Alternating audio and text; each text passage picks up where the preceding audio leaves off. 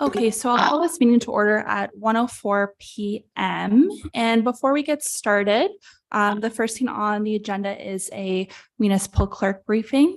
So for those of you that don't know me, my name is Megan Shannon, and I'm the municipal clerk for the township. It's nice to see some familiar new faces around the horseshoe for the Municipal Heritage Committee. So on today's agenda for the presentation, we'll just be going over our procedural bylaw, our council code of conduct, iCompass, and tips to achieving meeting excellence. And we'll save all of the questions to the very end. So regarding procedural bylaw, our township council has adopted one which directs our council and committees regarding meeting procedures and conduct. The procedural bylaw is 22-004, and I do apologize. I will share my presentation.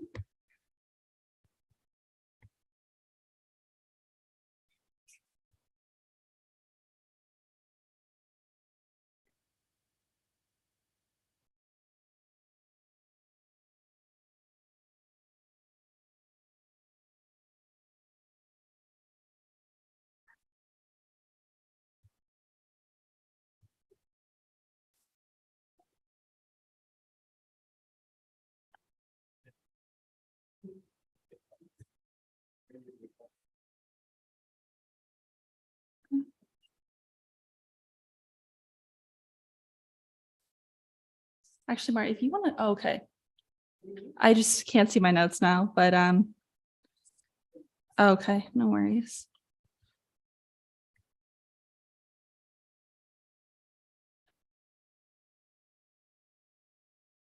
Maybe.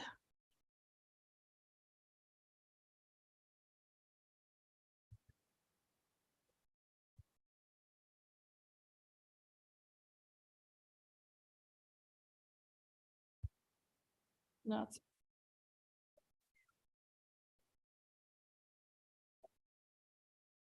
okay. I'm new to this and looking for okay, then you went the yes. It's very good. Wilhelmina.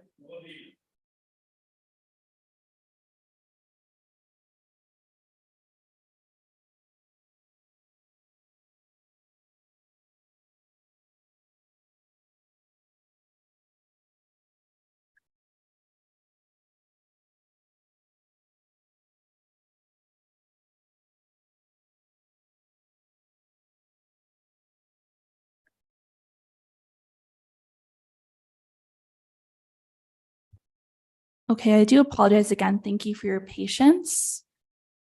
Okay, so back to procedural bylaw.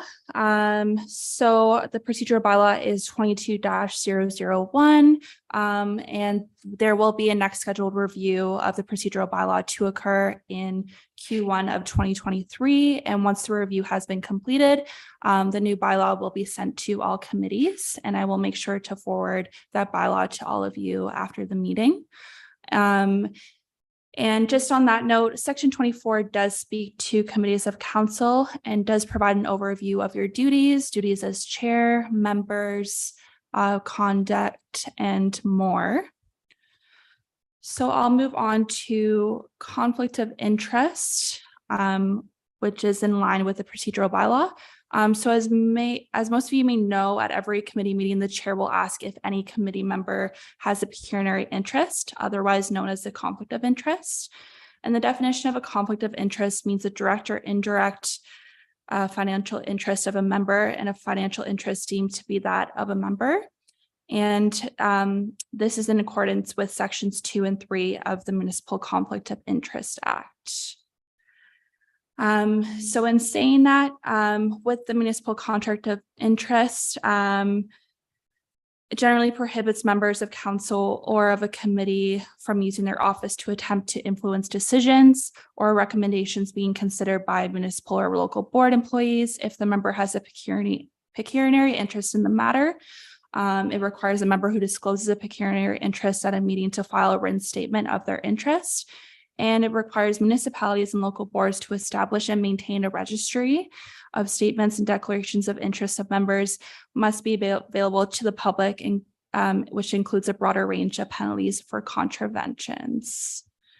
So what if you have to declare a pecuniary interest? So should you have to, it must be disclosed at the meeting at which the matter is being discussed. When the matter is being discussed, you must remove yourself from the meeting during consideration of the matter, and you will see that today. We have one of our members who has declared a pecuniary interest. If you were to do that ahead of time or even at a meeting, just make sure to notify myself ahead of time. You can either call or email me, and then I can provide you with that form ahead of time in order for you to fill that out. What if you have a question regarding a pecuniary interest? So should you have a question, it must be disclosed. So it is recommended that you seek this information out personally. Unfortunately, I can't provide you guidance on this matter, but our Integrity Commissioner, Tony Fleming, can. He is responsible for requests from members of council and of local boards for advice respecting their obligations under the Municipal Conflict of Interest Act. So moving forward, our Township Council has also adopted a code of conduct, which establishes shared standards and expectations with respect to conduct, decorum, and behavior of council and committee members.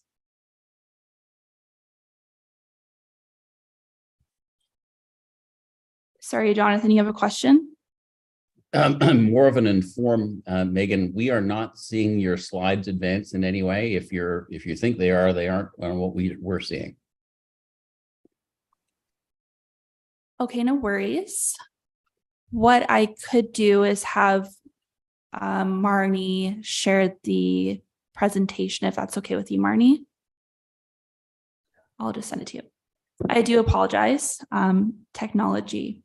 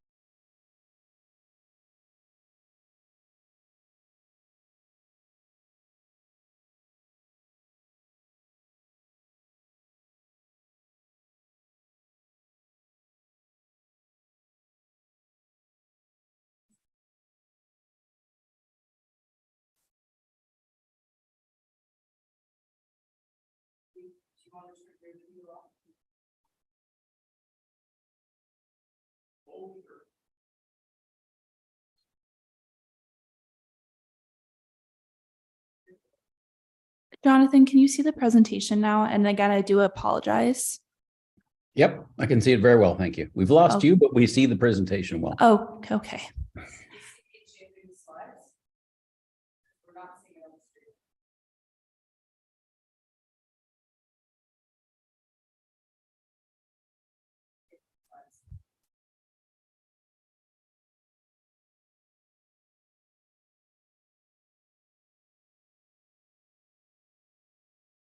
Okay, maybe we'll continue on with the presentation. And if you guys have any questions, feel free to ask me after.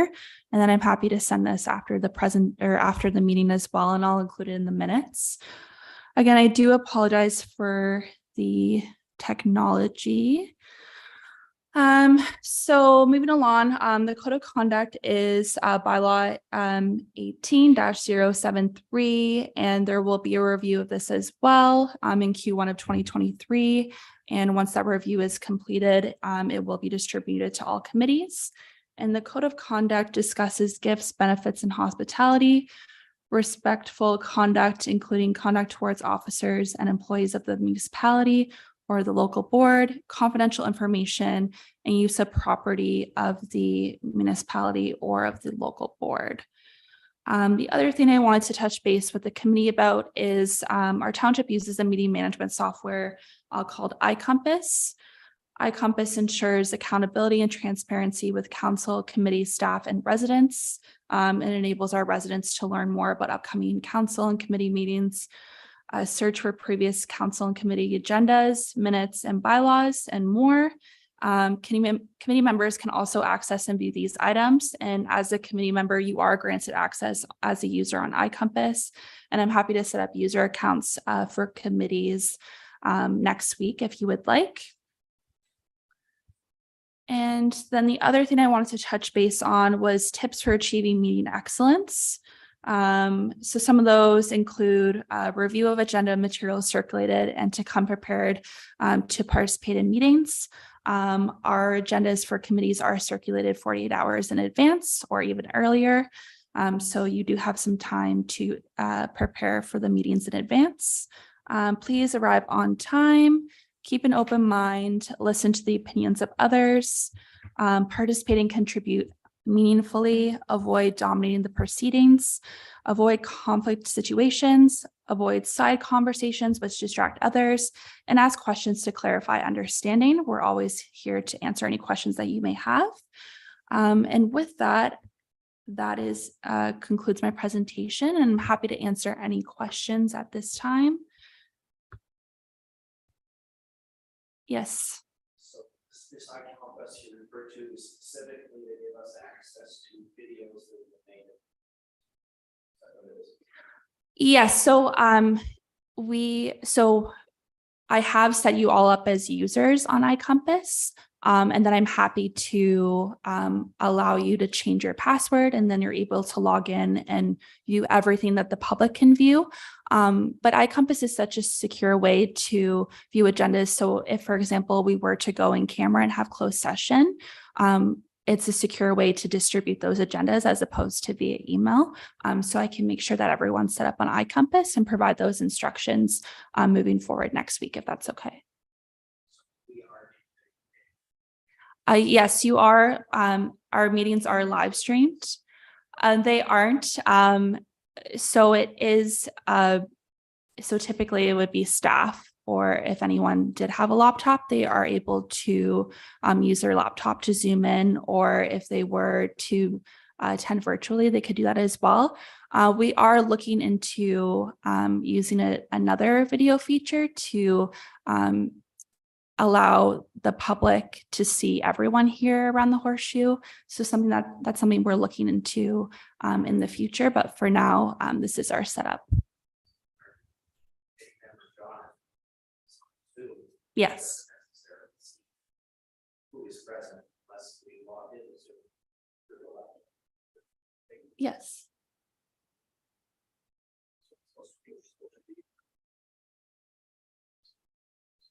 Yes. Push it once, it stays green, it should be on. If it's green, it's on. I have a my question was that our committee member, Jonathan, who is accessing via Zoom, is not necessarily seeing who is present. That's correct. Yes. Any other questions at this time?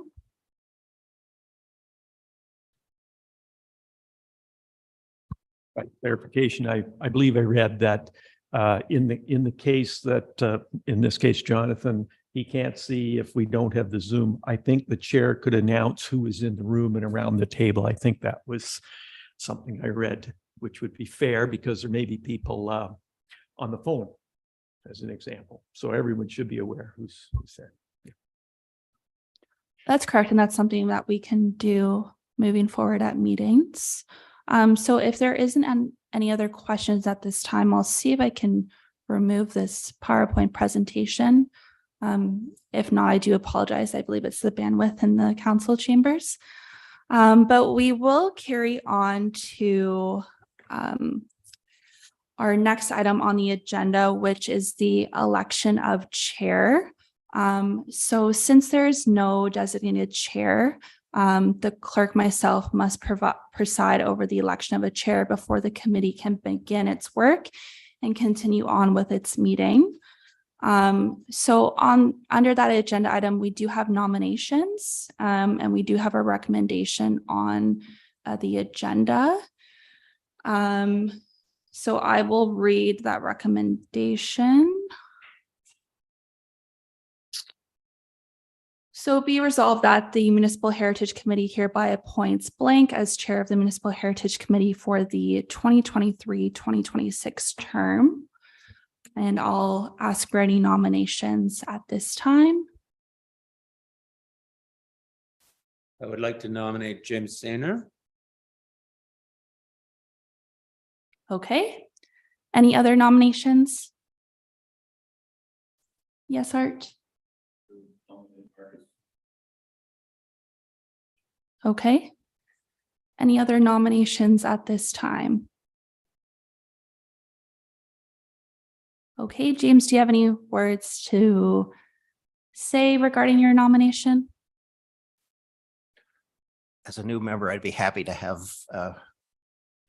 or to not accept the nomination for chair. Okay, thank you. And Marcus, any words at this time? Thank you. No, I think if James, if you aren't willing to do it, that's I would nominate him, but I'll do that later for vice chair. Okay, I'd agree to be nominated then. Sorry, just for chair? Vice chair. Okay, so we'll get that. Get to that. Yeah, we'll get to that at another item. Can I get a mover for that nomination? A secondary, you mean? Oh, sorry, seconder. Oh, second. Okay, perfect. All right, and I'll call the question. All those in favor? All right, and the motion carries. Congratulations, Marcus. You are now chair, and I will hand things over to you now if you just want to take a seat on the other side of me.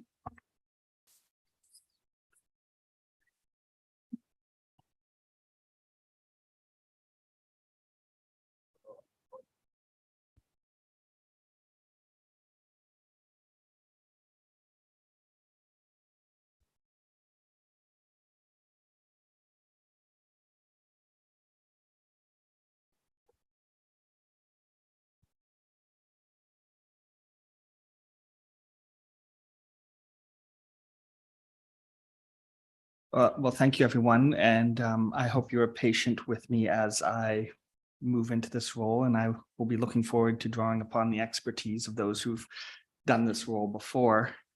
The next item on the agenda is the election of vice chair, and at this time, I would call for nominations. I will nominate James Sainer for vice chair.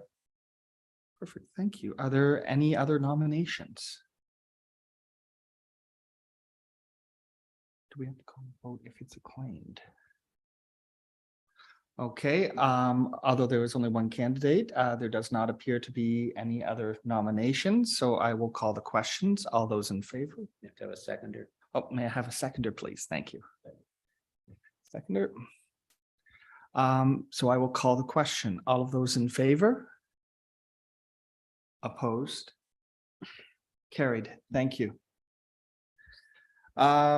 This brings us to item 5 on the agenda today, declaration of interest and general nature thereof.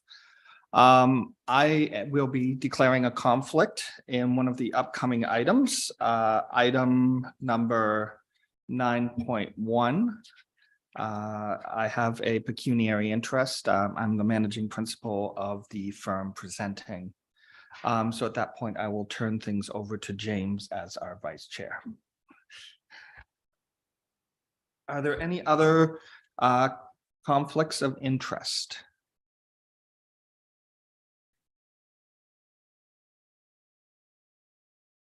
Okay. Thank you, everyone. I see under Chair's remarks, there is a note for the Ontario Heritage Conference update. Okay, I can let people know that the conference this year will be in London, Ontario. No details have been forthcoming at this time, though they do have their website up and operating.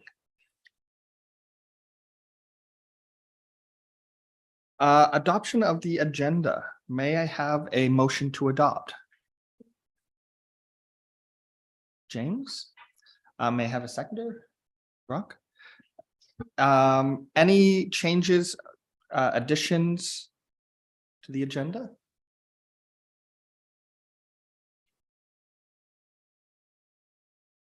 Not seeing any, I will call the question. All of those in favor? Opposed? And carried. I'm not seeing the people who might be online, so. For those of you who are online, any of the committee members, if you do have questions, please raise your hand using the hand function and we will try and catch you. I apologize for that.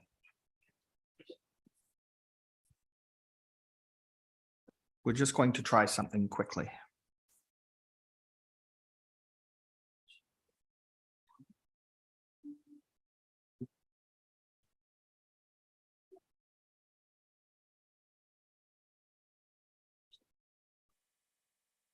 Certainly. Item number 8 on the agenda, adoption of the minutes. And these would be the minutes from September 16th, 2022.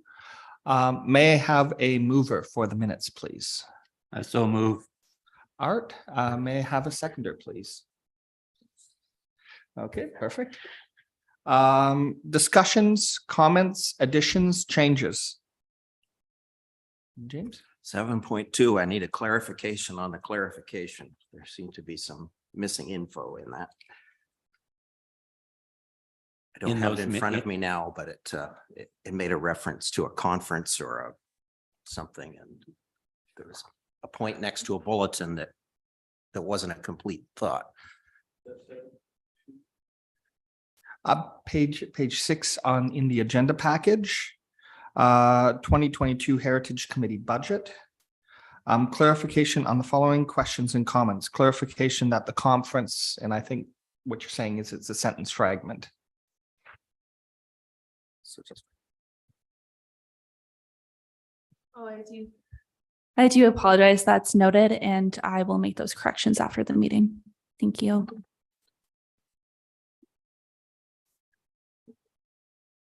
Additional changes, corrections.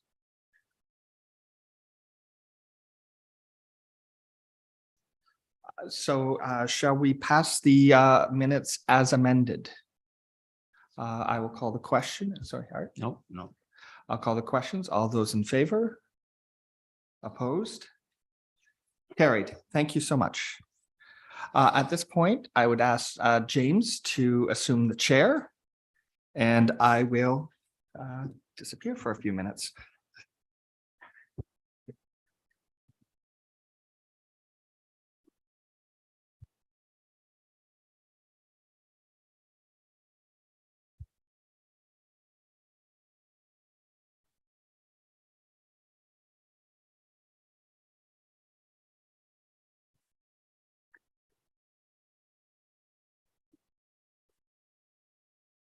So this is section 9. We have a presentation by Ben Holthof of LHC Heritage Planning. And is that being done through Zoom? Yes.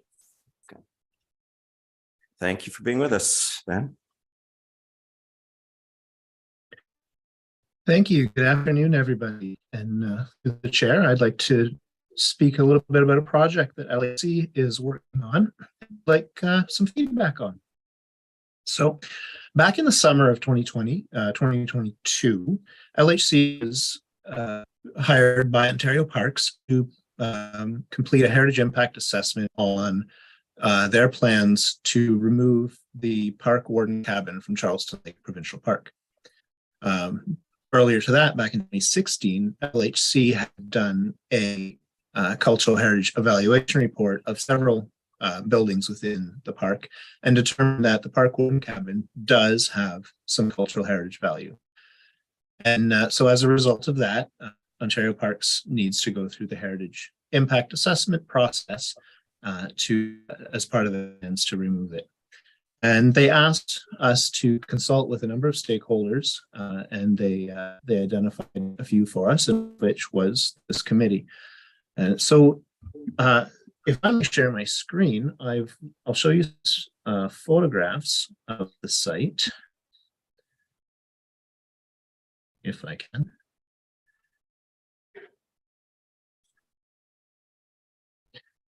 Screen. There we go.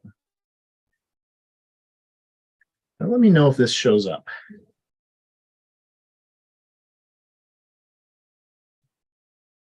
Now what I'm trying to show here is a few photos of the exterior of the cabin build. This structure was built in 1959 for Arthur Child. And in the 1970s, when the park was created, it became the park warden cabin and was used to house various staff over the years. It hasn't been used in several years now, and the building is deteriorating. But here we are with kind of the front, a couple views of the side of the building. There used to be a little house next to it, and another a little further away that have been removed from the site already. A couple of photos of the inside, and I do apologize, these aren't very good. I was taking them to document specific features, not to demonstrate what the building looks like. But you see interior, simple timber or simple construction frame, wooden windows. The two maps show the approximate location in the park. The red dot is roughly where it's, and you can sort of make out the cabin on this other image here. Most of the time, this is heavily treed and very, very hard to see. If you go onto Google Maps or Google Earth, you cannot find the cabin, at least not looking very, very carefully. Here are a couple of photos of some of the surrounding context. We've documented this in much more detail, but this is just a selection. Here we've got the lake. The cabin is over off to the left. Here's a look down towards the cabin, the road leading to the site, up to the cabin from the beach at the site, and then the rocks on the slope just inland. Stop that.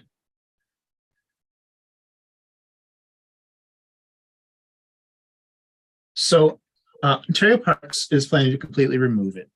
Part of the reason for this is that the building is deteriorating.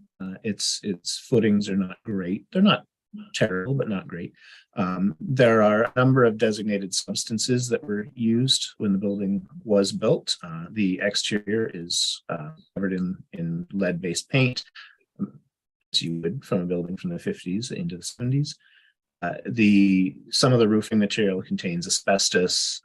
Some of the lighting is fluorescent, and there's traces of mercury. There's some other silica.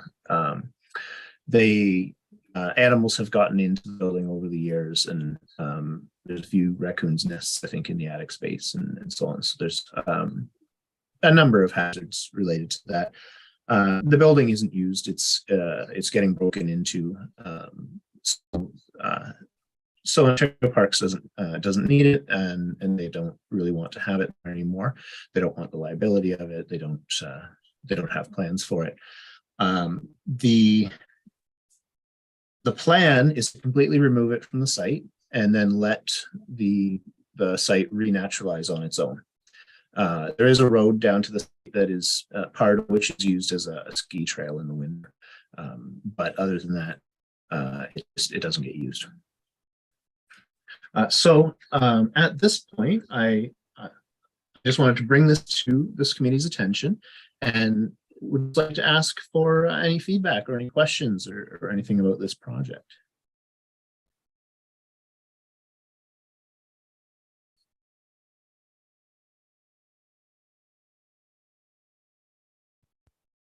Thanks very much, Ben. Compliment you and your company on the exhaustive nature of this study. In my looking through it,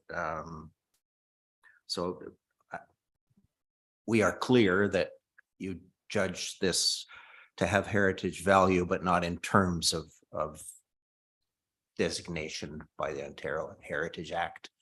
And you're interested in options for a building that's going to be removed from the site. Yeah, the building is representative of kind of the broader heritage of the park, the broader mid-late 20th century heritage and creation of the park. It's, as a structure, it represents some of that heritage. It has a connection to Arthur Child and kind of reflects some of his ideas about books and the enjoyment of the natural environment.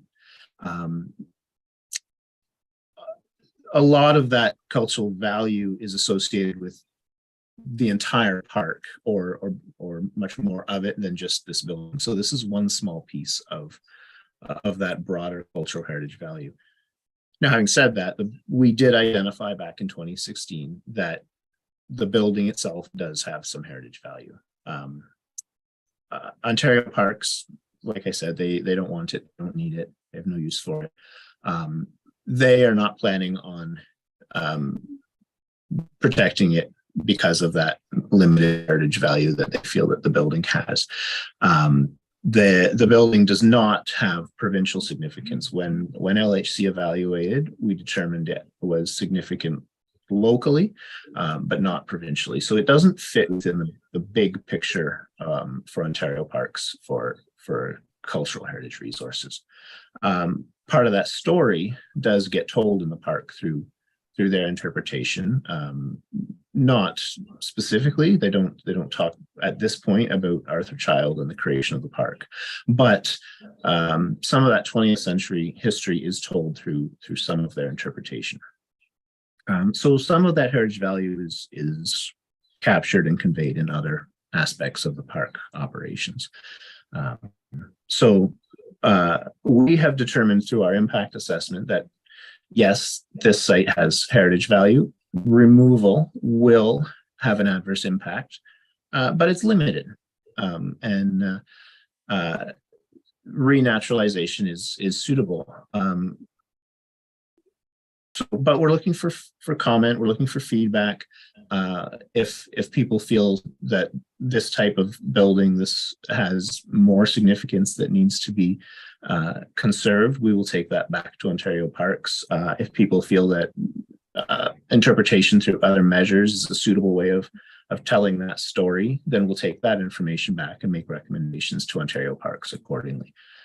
So we're really trying to just find out right now what people think about this project. Marnie? Thank you. Through you, Ben, just in case I missed it, I just want to make sure I understand this properly. You have indicated that your opinion or your firm's opinion is that the cabin has local significance, but not provincial significance. And it's the province that's moving ahead with this. If demolition proceeds, will there be formal documentation of it in terms of the impact assessment that's been done and any interpretive, or are you looking for comments from stakeholders about these things should be considered? And the reason I'm asking this is because the Heritage Committee needs to make a recommendation to council if there are any questions, and council needs to bring forward those recommendations. So I just want to understand exactly what it is that you're looking for from a stakeholder perspective from the committee in terms of also understanding the process that's happening here. I don't know what timelines they're looking at. I just want to understand those types of details a little bit more. Sure. So because Ontario Parks is a provincial agency, they follow specific rules under the Heritage Act under section part 3, no, part 3(1) of the Heritage Act.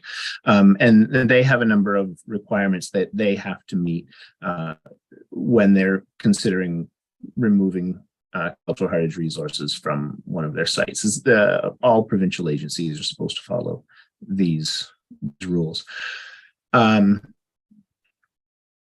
So the Ontario Parks can basically do what they like without the municipality being able to have a whole lot of say.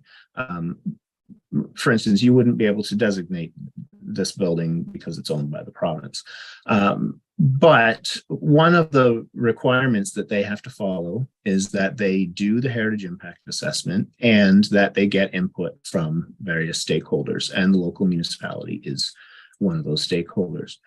So what they're looking for and what we're looking for as part of our report is thoughts, feelings, opinions about the cultural heritage value. Is this important to the community?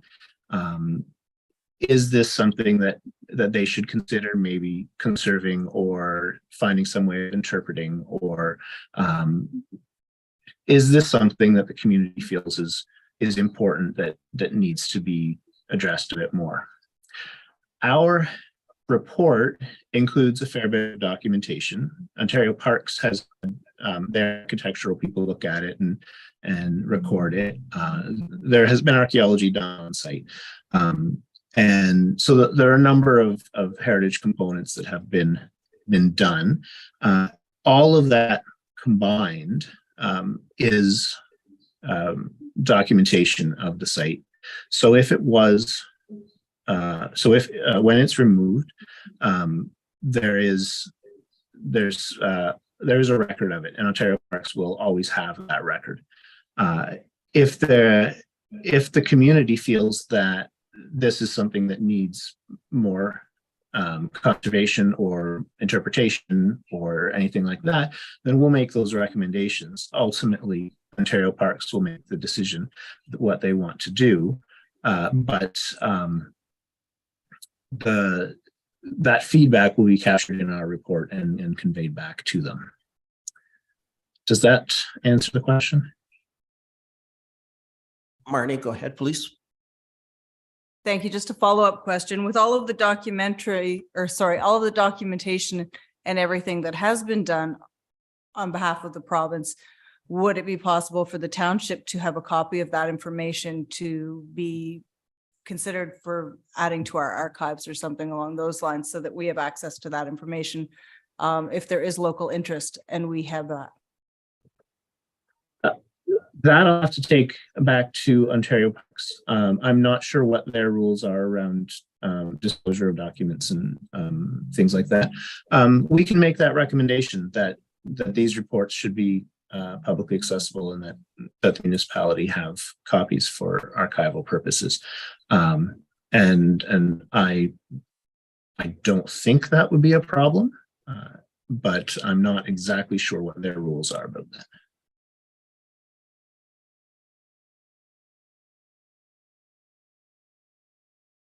Should I be asking for a resolution from the members based on their reading of the document, whether they have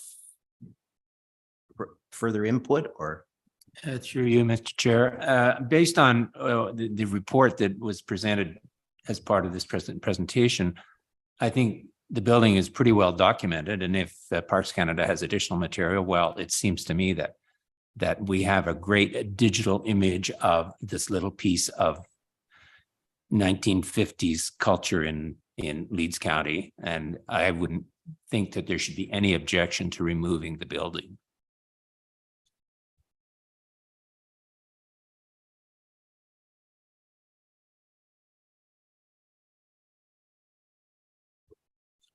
I'm somewhat, Councillor Brown or Goral. Thank you to you, Chair. Just for clarification, today we're receiving this report for information at this time, or can the committee today be forwarding an opinion to council? Is that what is required? Is that required today? Could this be deferred? I'm just wondering what's the next step? Thank you. Through you, Mr. Chair, in terms of next steps, the committee could pass a resolution that would go up to council that would form formal comment back to Parks Canada, or sorry, Parks Ontario, or I'm sorry, I'm getting that wrong. But so the committee could indicate that there's no objection and that it's been sufficiently documented. The committee could indicate that it's been sufficiently documented, and if there's any documentation that the province is prepared to share, that it be provided to the township for our records. Any formal comment has to go through council.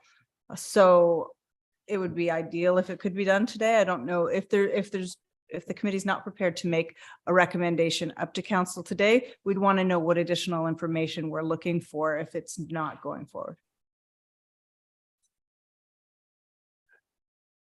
May I suggest through you, Mr. Chair, that if anyone has thoughts with that information in hand, if we thought that we were in agreement that good documentation exists, we should proceed with a resolution perhaps that demonstrates clearly that we have no objections, but we can put conditions to that as long as documentation is provided to the township archives or whichever. So if our clerk could, while we continue, if our clerk could write a resolution, then we could table it, discuss it, and vote on it. Am I correct with that? Yeah. Yes, that's correct. Okay, Councillor those are our steps today, I guess then. And if we didn't do it today, this goes on to April, which isn't very good, I would assume. We think we can take care of this today. I think so too. Let's think about that then in a resolution that we can table and vote on. Very confusing. So in terms of my input to what you've described as the resolution, it seems that we would say we have no objections to their removal or demolition of the building. Seems a shame, but otherwise we appreciate the copy of the evaluation in hard form that was done, donated to the archives.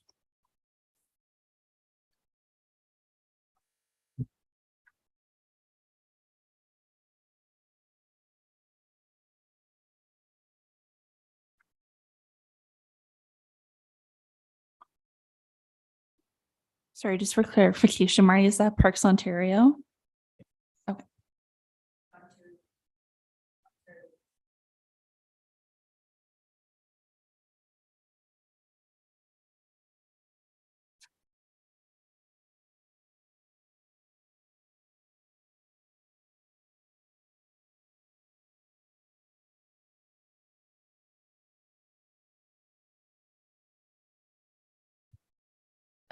If I may, Mr. Chair, through you, I have come up with a resolution and am looking for any guidance on the resolution and the wording for that matter. So the resolution reads, be resolved that the Municipal Heritage Committee recommends that council, one, the Municipal Heritage Committee has no objections to the removal of the building, and two, that the Municipal Heritage Committee receive a copy of the report from the Ontario Parks for township records. Go ahead, Marty. That a copy of the report be provided to the township, not the Heritage Committee.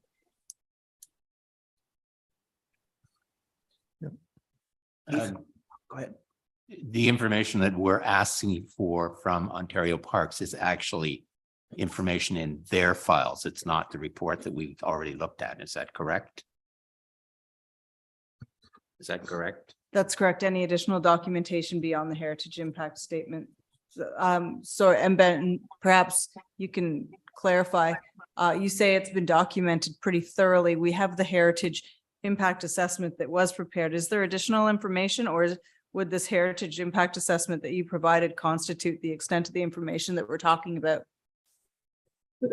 The cultural heritage evaluation report and the heritage impact assessment that I'm working on now will be the bulk of the report. The heritage impact assessment will include some of the other documentation that Ontario Parks has pulled together. Specifically, I think they've done they've had their architectural people look at the building and record it, and there is a designated substances report. All of those will be an appendix to the HIA that I'm working on right now. So I think you probably, if you're going to ask Ontario Parks for a report, the heritage impact assessment is the one that you want for the archives. Would that include the updated pictures that you've just shown us, as they weren't part of the original? Yes, it does have quite a few pictures in it. We have more in our files, but we've got a selection in the report that really document the building quite well. Councillor Gorell?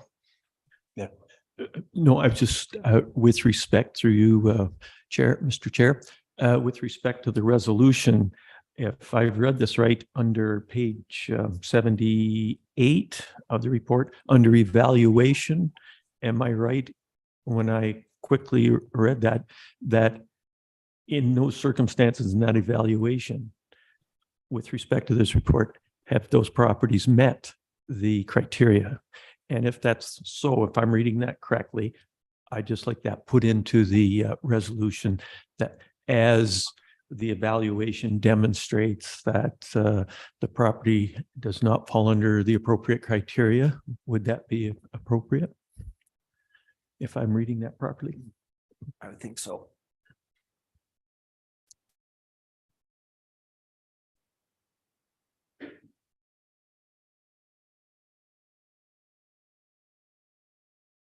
And I was thinking they're page 78 and onward from there.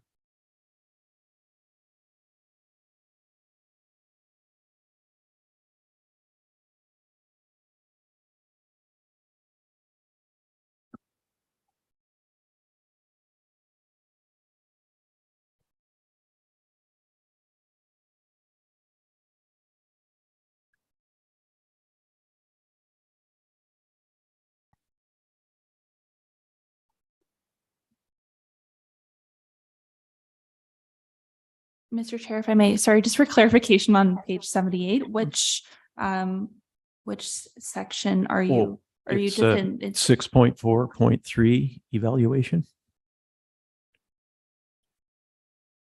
And I have to admit, not having read the full report, I am assuming that did not pass evaluation. Thank you. Just for clarification, I believe it's page 64 at the bottom. You should be looking at where the comments being requested are with respect to the park warden's cabin. And there's a couple of other structures that are evaluated in the context of this report. At the bottom of page 64, which is an evaluation matrix, it does say that the park warden's cabin meets the criteria for determining cultural heritage value interest under OREG 906, which is why we're being asked to provide comment on this particular structure. Thank you for that clarification. Thank you. Okay.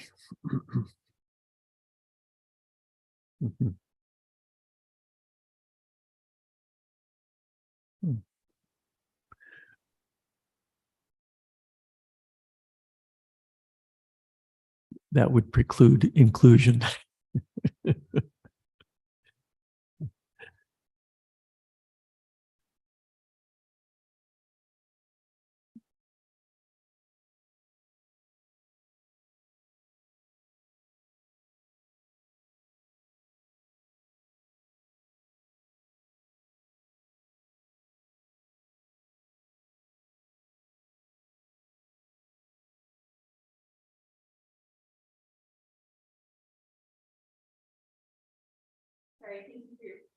Thanks for your patience. And thank you for providing that clarification, Councillor Burrell. So the resolution reads, be it resolved that the Municipal Heritage Committee recommends that Council One, the Municipal Heritage Committee has no objections to the removal of the building as it meets the property evaluations criteria under OREG 10/06. And two, the Municipal Heritage Committee receive a copy of the report be provided to the township. Again, if there's more clarification on the wording, please let me know. Could you please reread the first part of that? That the Municipal Heritage Committee recommends that council, number one, the Municipal Heritage Committee has no objections to the removal of the building as it meets the property evaluations criteria under OREG 10/06. I would delete the second part of that with respect to the criteria and just that there's no objection to the removal of the cabin.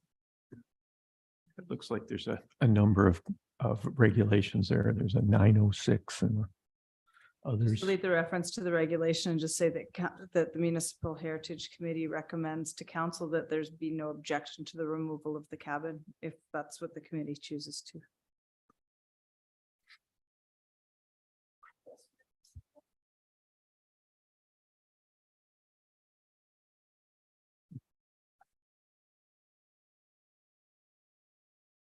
Okay, again, be resolved that the Municipal Heritage Committee recommends that council that there is no objection to the removal of the park warden cabin, and that the Municipal Heritage Committee receive a copy of the report that the township of Leeds and the Thousand Islands receive a copy of or be provided with the report.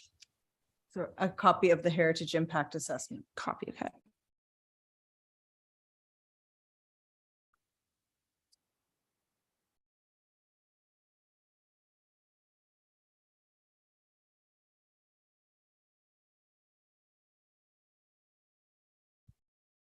Ask you to read it one more time and then we'll look for a nominator. Yes, of course. Third time's the charm. So be resolved that the Municipal Heritage Committee recommends to council that there be no objection to the removal of the park warden cabin, and that the Township of the Leeds and Thousand Islands receive a copy of the Heritage Impact Assessment. Thank you. Do we have a nominator? Art put his hand up there. Art has not a seconder. That could be me. Seconder Keith. All in favor? So moved.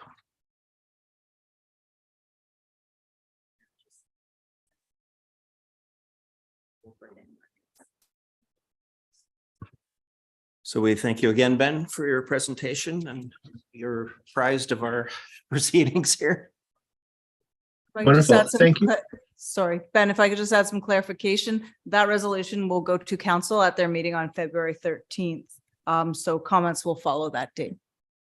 Okay, wonderful. I really appreciate everybody's time this afternoon, and have a nice rest of the day.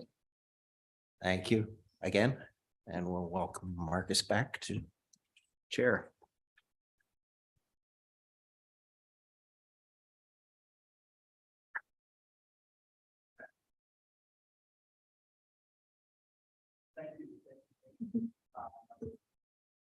Thank you, James. We're now on to item 10.1, Heritage Register, Bill 23. And I recognize Marnie. Thank you. So with some of the changes that have come through Bill 23, one of them is quite substantial as it relates to heritage. In looking at our heritage register, we have, I believe it's 81 properties that are currently listed. With the changes that have come forward under Bill 23, the township has 2 years in which to designate all of these properties, failing which they fall off the register. And then there is a time frame in which they can't be added back onto the register. In looking at that, to designate a property, each of the properties has to be properly evaluated in accordance with the Act. So it's a significant undertaking in terms of the number of properties that are currently sitting on our register. As it sits, our register was last adopted by council, I believe it was 2008. We have a consolidated update prepared that includes all of the properties that have since been added. So ideally, what I would like to do is take forward the heritage register as it currently exists for council to reaffirm the register as a consolidated document. But one of the things that we will want to look at as a committee is what properties, if there are any on there, are priority in terms of being evaluated for inclusion as designated properties, or if there are any that are currently listed that we do want to ensure are designated within this 2-year time frame. So I will circulate the register as consolidated to the committee for review.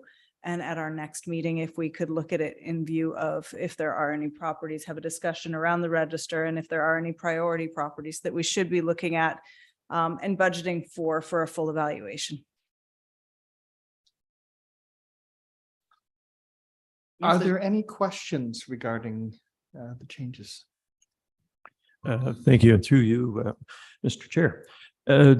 Do we have to, is it required that each property be reevaluated? Is there a report to be written on each property?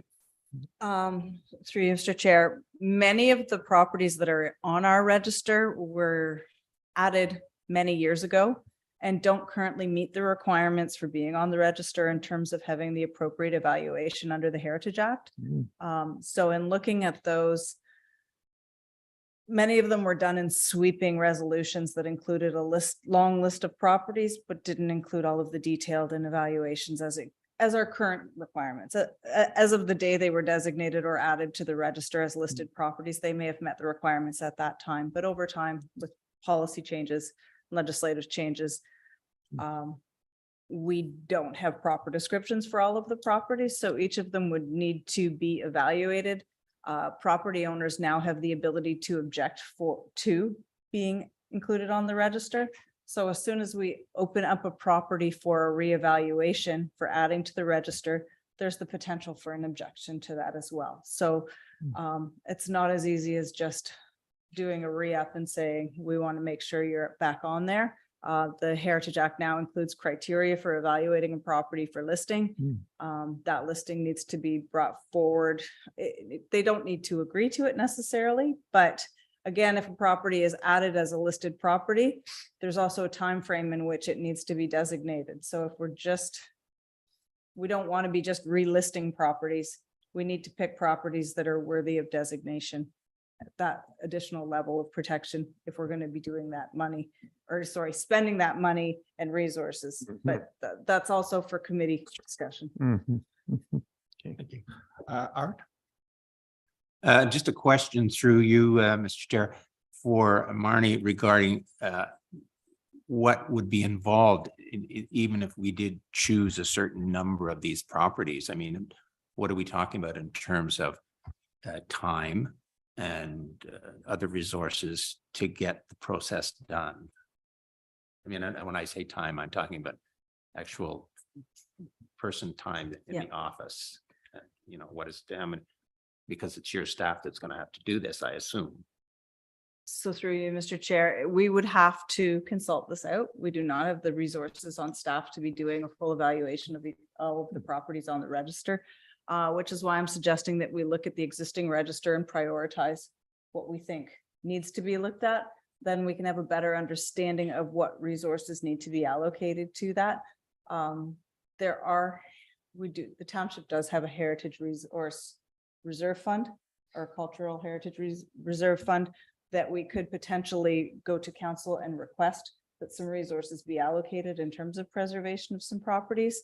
But again, we need to understand what we're dealing with before we could take anything forward to council to be looking for resources. It's not currently budgeted right now.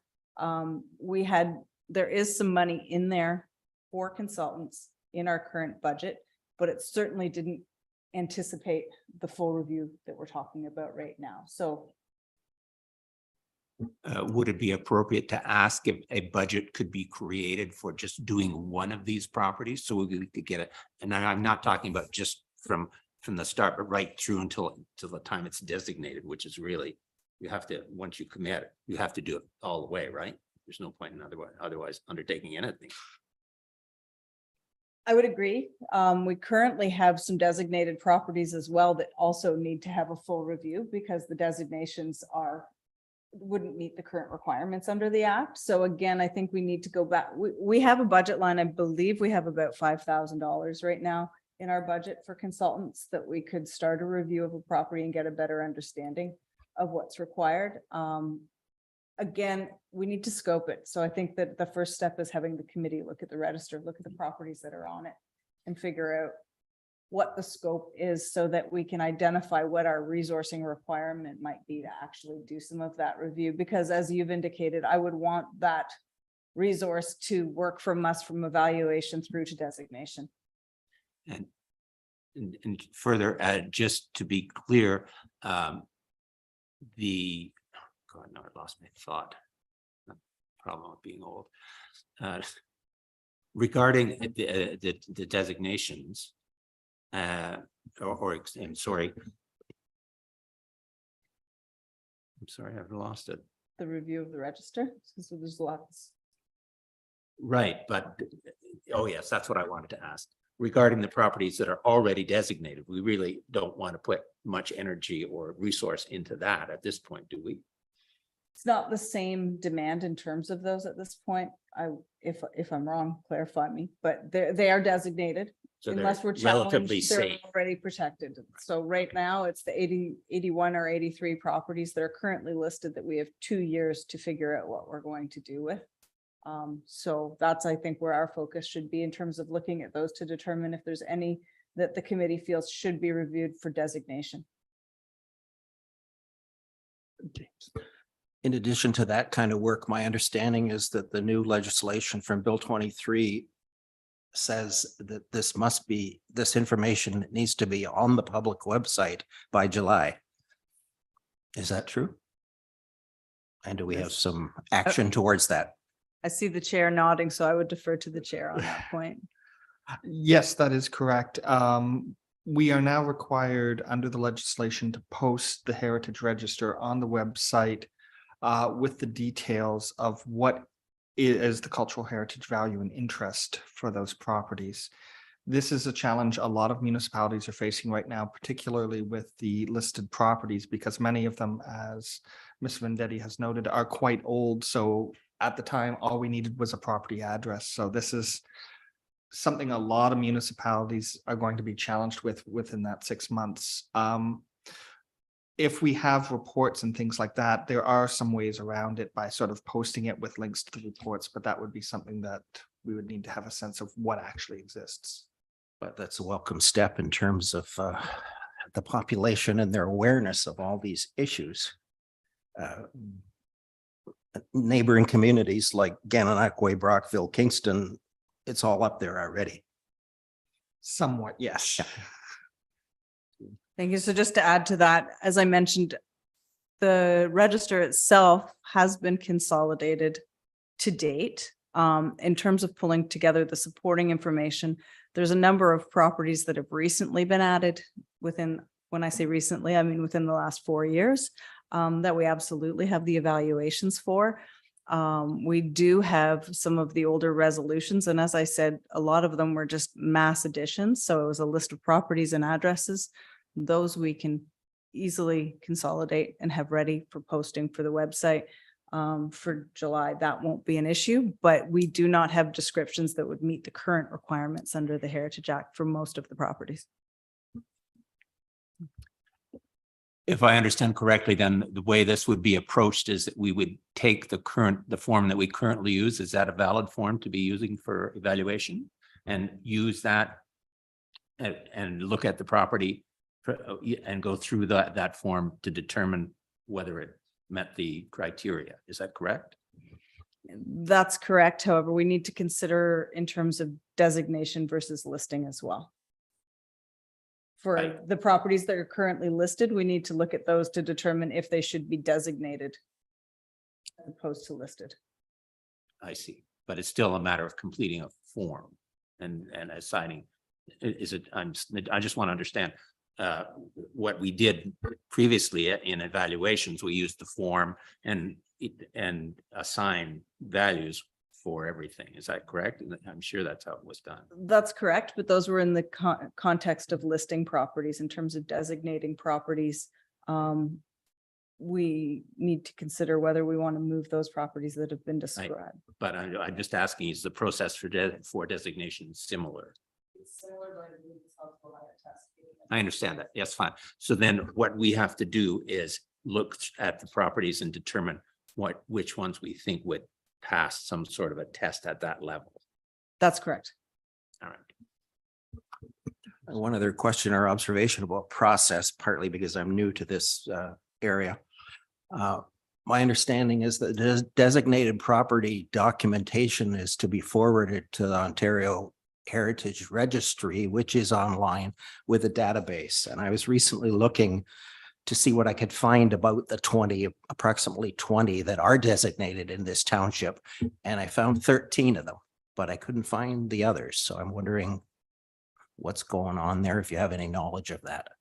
My understanding is we only have 13 designated properties based on our register.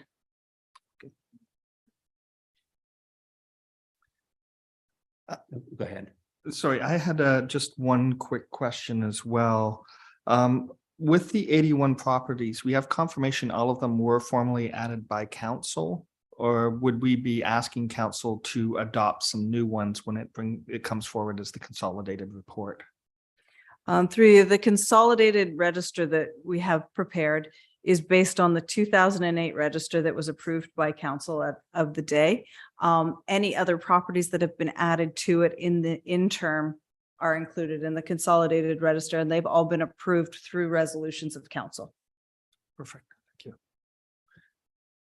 you. I guess I'm behind here on the reasoning for why this is happening.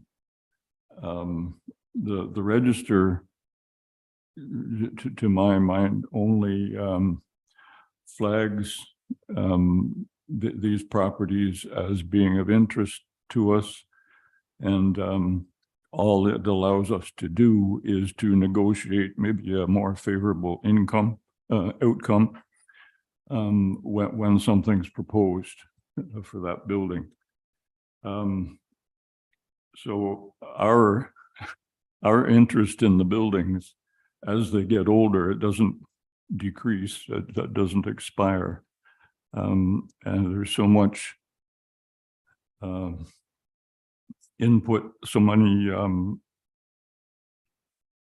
hurdles to jump through to get things onto the register in the first place. It really baffles me why it's proposed that they would expire in 2 years.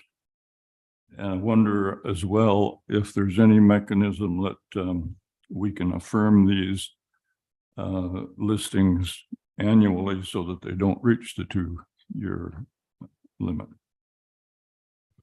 Through you, I can't speak to what the province was getting to other than more homes faster through their legislation. But in the policy, in the bill that was brought forward, Bill 23 being approved, was very clear in that any property that is listed and not designated has to be evaluated and considered for designation within the next 2 years, failing which it is off of the register. And I believe it's another 5 years before it could be considered for further designation. So this is coming from the province. Staff certainly can't speak to the motivation behind it, but I know that what we have been doing through our Heritage Celebration Grant is adding properties as listed properties to allow property owners to be eligible for the grant. We won't be able to continue to do that, and we can't designate or consider for listing annually because of the requirements that are now set out in the Heritage Act. So essentially, this is sort of obviating the existence of heritage committees.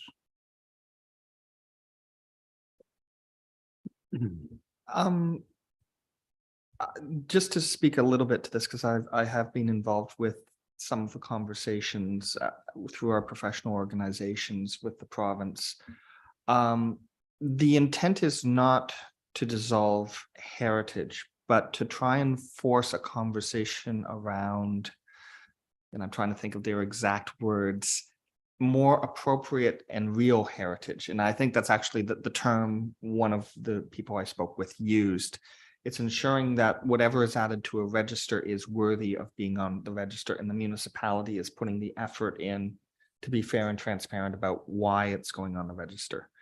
To the point about taking things off, a number of organizations posed it as part of the consultation process that if an owner wished to remain on the register, they should have the right to say that, but the province rejected that comment.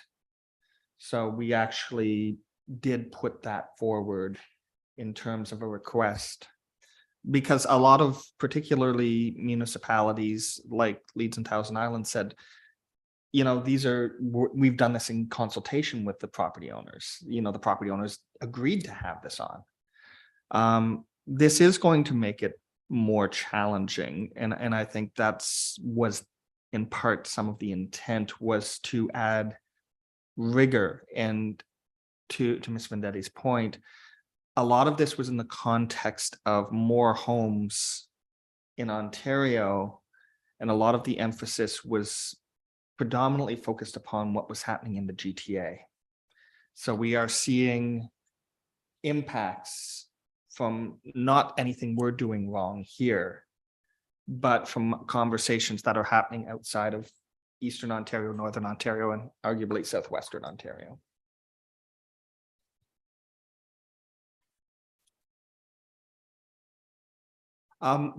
Sorry, go ahead. No, finish your thought. One other question with the grants program. Has any consideration been given to modifying the program that would allow people to come on as listed property for 2 years and access that grant? So leaving it on with the understanding that it still provides, but essentially what you'd have is a de facto, you can only get a grant on a listed property every 5 years. That's something that we would have to discuss and take a recommendation up through council if we're looking at amending it. We'd previously discussed other possible amendments to that grant policy. So I can certainly circulate the grant policy to the committee for your review, and we can have a discussion about it at the next meeting. The properties that are currently on there as listed properties will continue to qualify as long as they're on there as listed properties while we're doing the review.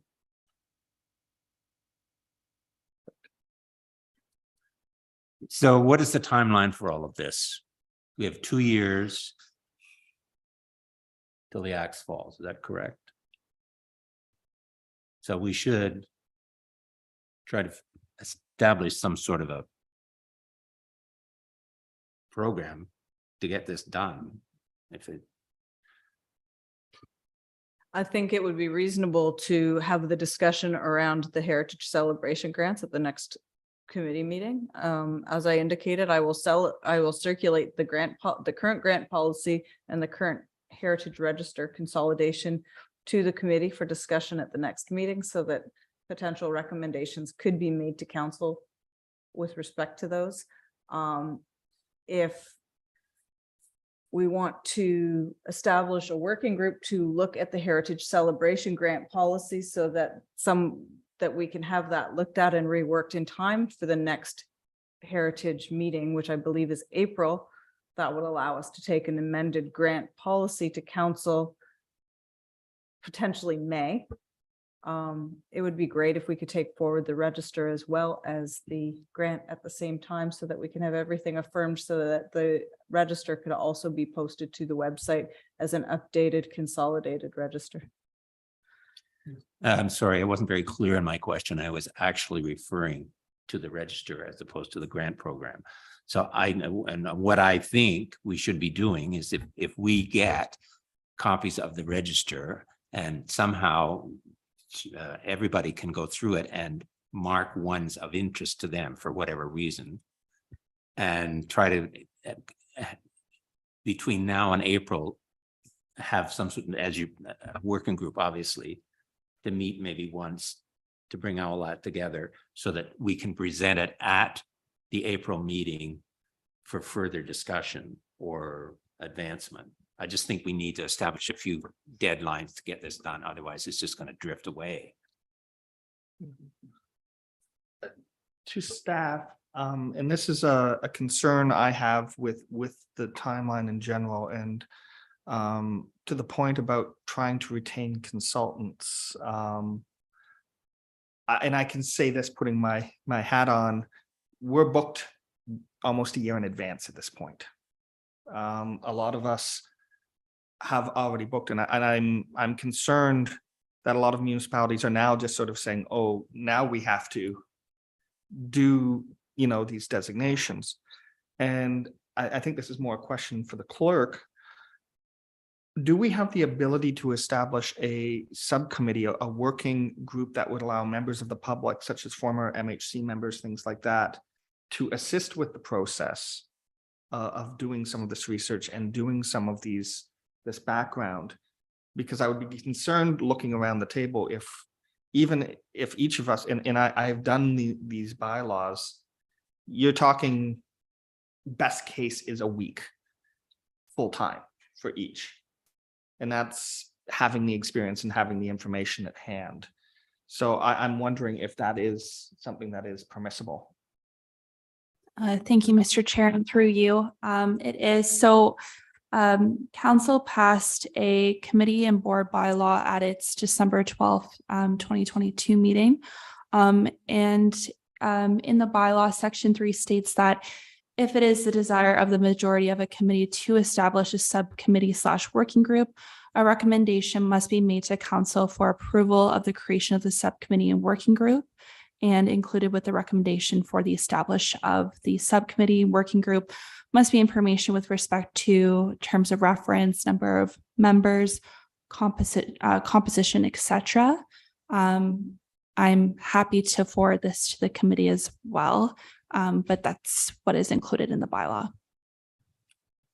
Through you, Mr. Chair. I mean, what does that mean in terms of time before we could actually officially sit down and talk about this?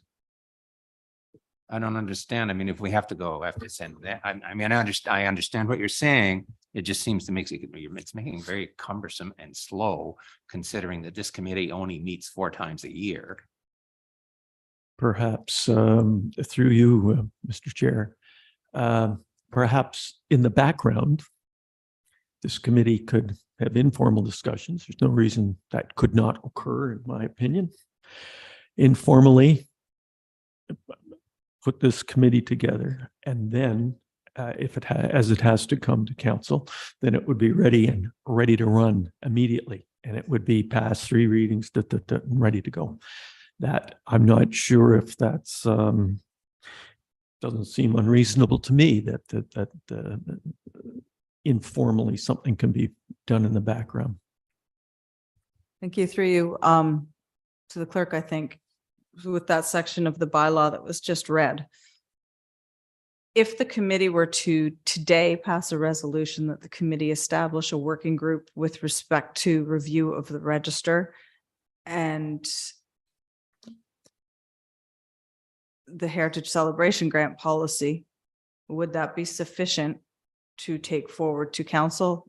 Like, how much detail is required in terms of establishing some of those pieces that you just read? The reason I'm asking is because it would be ideal if we were able to take a recommendation forward to council in February to allow the committee to start.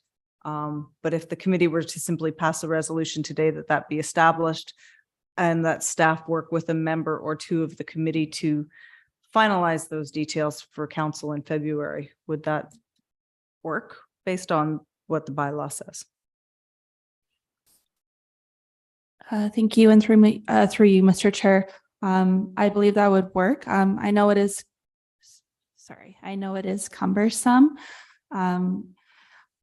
but if the committee were to adopt a resolution today, that would be brought forward in February, and then it would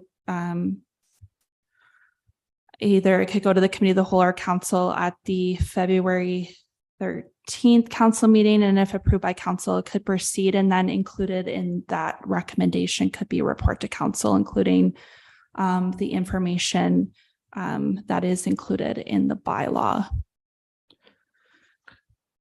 happy to answer any other questions. To your No, concern. no, go ahead. Is there the ability for additional meetings as needed? So we are not limited to the 4. Through you, Mr. Chair, it would be at the call of the chair as well.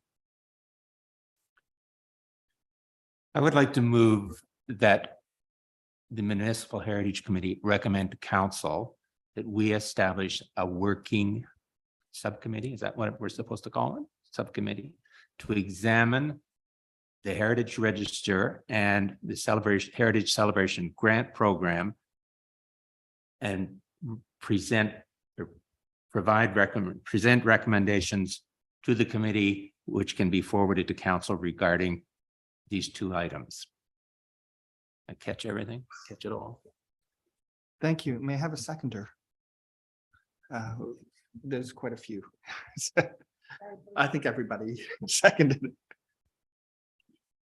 it. Any other comments or questions?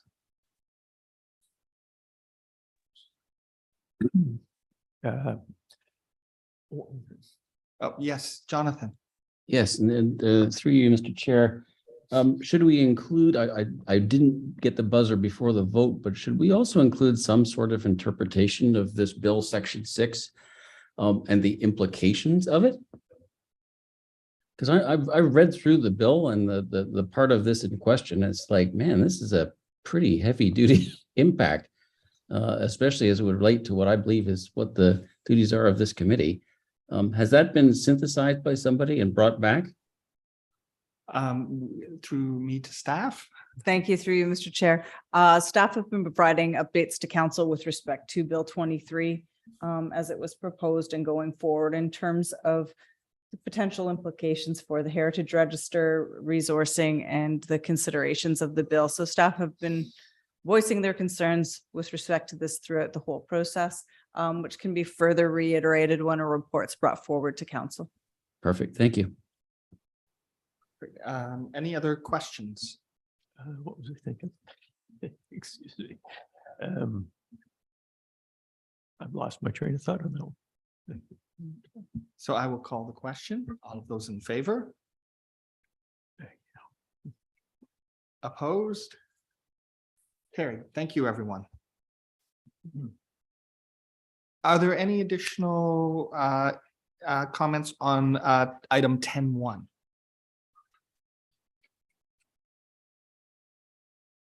If not, we will move on to item 10.2, Heritage Week, February 20th to 26th. So through you, Mr. Chair, I've added this to the agenda just to make the committee aware that Heritage Week is February 20th to 26th. If there are any ideas from the committee, I do think that we're going to have our hands full a little bit right now with some of the other stuff that we are working on. So I'm not sure what, if anything, the committee may want to do that week. I can certainly have the mayor mention Heritage Week in the mayor's update, and we can make note of that at the council meeting. I'm not sure if there's anything specific that the committee may want to do, and I'm open to some suggestions, just keeping in mind that we have a lot of other heritage things to focus on as well.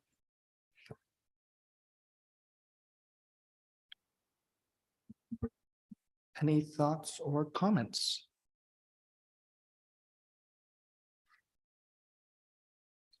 Might this relate to the township Facebook postings that occurred in the past? In the past, for Heritage Week, I believe, I can't remember specifically what we did last year. I know previous years we've featured various areas of, we did posts on schools. We did post various posts through the Facebook page as it related to Heritage Week. In terms of this year, I don't know what you might want to do. And again, I'm open to suggestions. We do have some resourcing constraints in terms of preparation for those types of things. So we could look at possibly featuring some of the properties on the Heritage Register. I just note that there's work and preparation that does need to go into that. And so in terms of balancing our resourcing and looking at the Heritage Celebration Grant in the register. Just looking at resourcing. Or just think in terms of pulling out, as you say, things on the registry, photos to remind the community of these things are there, that it's certainly worth doing. And I would offer to contribute towards that kind of work.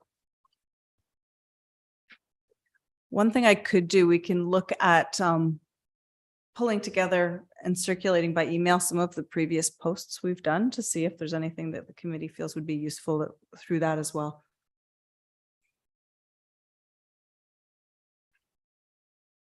Any other comments or questions?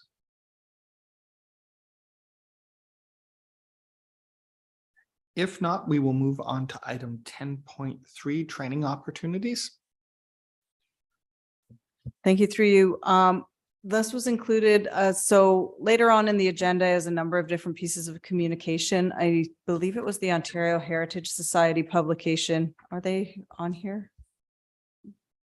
There were attachments to the agenda from the Ontario Heritage Society.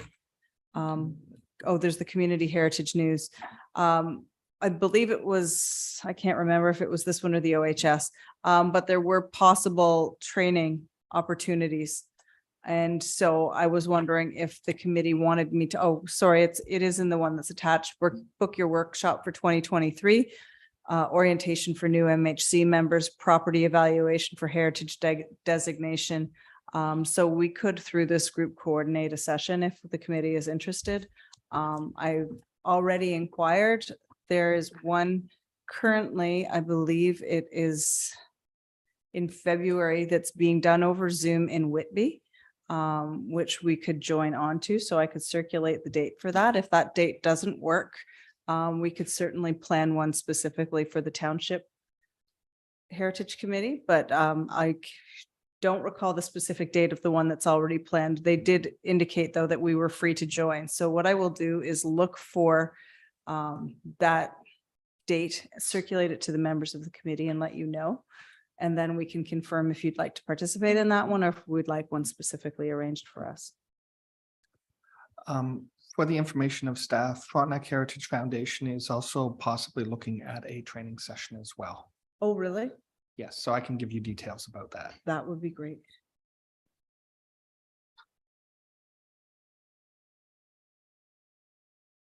Information items.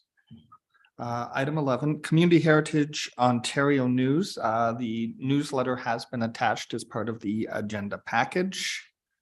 I don't have too much to say about that at this point. 11.2, staff update. I think we've covered it. Thank you. 11.3, council update. I would just like to say that, if I may bring something up here. Recently, we passed a budget.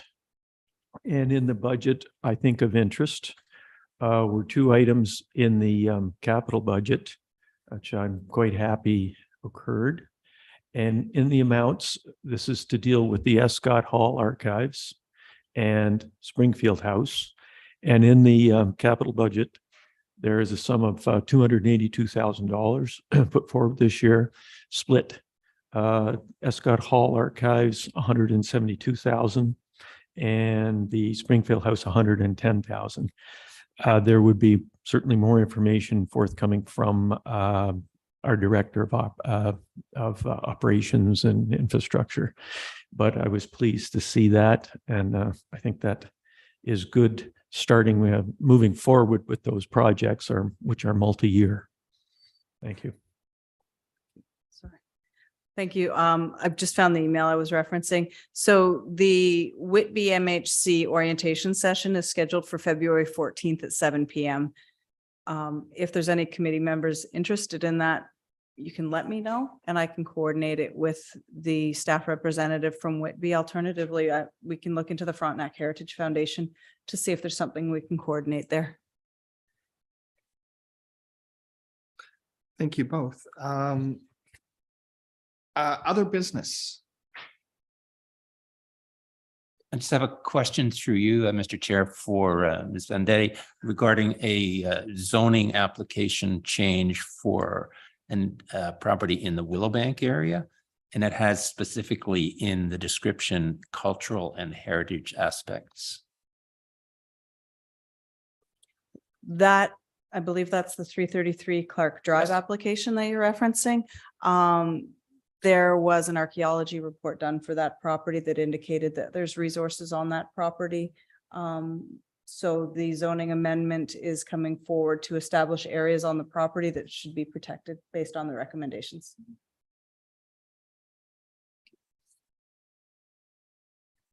Thank you. Any other business? Yes. Just two pieces of information in relation to something that was said at a previous meeting. I can confirm that the archives catalog is online to the world. It had been off for about a year, so there is access to that now. And the other thing was because I'm an archive volunteer, I recently discovered that there was something called an inventory that was done by the Municipal Heritage Society in 1989 and then again in 2008. So there are 3 large boxes currently housed in the Springfield House that I've already volunteered to plow through and put some order to. And so members, in particular, this committee should be aware that this paper exists on buildings throughout the township, which are not necessarily on either the designated or the listed heritage property register. Thank you. Good for you. Just returning to Mr. Gorell, those dollar amounts that were set aside, are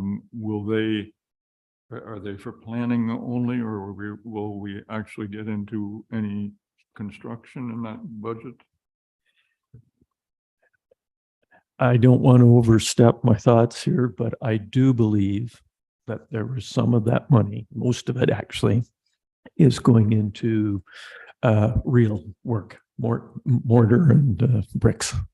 I do believe. And I presume then that the planning is carrying on as we speak. I wondered if it was going to come to this committee. So what was proposed to both these buildings are designated. Right. I think Marnie can speak to that. So the property is designated. Absolutely. It will be coming forward to the committee. So at this point, my understanding is that the planning, when we say planning, the actual design and review is ongoing. I don't believe that there's specific concrete plans in terms of the bricks and mortar at this point, but once those designs are finalized, because it's a designated property, it will need to come forward to the Heritage Committee for review and comment, and then recommendation up to council. Excellent.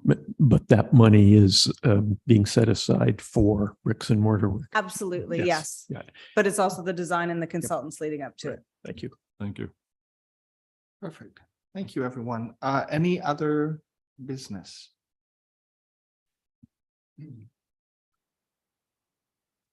Meeting dates.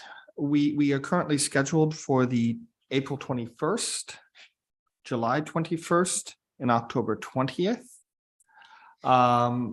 Take a look at your calendars, make sure that there are no conflicts or any issues with those dates. If so, please let us know as soon as possible. Just in terms of the discussion with respect to the meeting group, the resolution will go to council that we establish that meeting, but we will need to set up a date with volunteers that choose to be on that committee in advance. If we're looking to go to council for February, reports are due a week in advance of that, which means that we need to be meeting probably next week to talk about what terms of reference might be for those two committees. And I need an indication of who might be on that working committee. Well, basically, yeah, we would do it.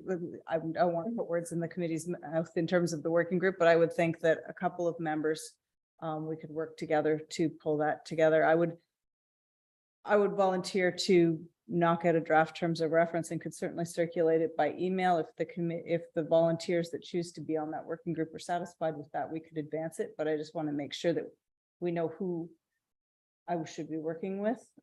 If we want to meet in person, we can certainly set up a time to do that. Alternatively, we could collaborate over email if you're satisfied with what I managed to pull together. Do we have any volunteers? I'm volunteering. There we go. I will as well, and James. So that gives you 3. Anyone else is willing to volunteer as well? I will pull together a draft. Should the volunteers wish to try to set up a meeting date in person, or would you be satisfied with trying to collaborate over email with the first draft and determining if a meeting's necessary following that? Email. Yeah, I think that's the fastest. I'll endeavor to have something out early next week. Great, thank you. Adjournment. I so move. Thank you. And we have a seconder. Thank you, everyone. And I look forward to working with everyone this term. Thank you. Thank you, Mark.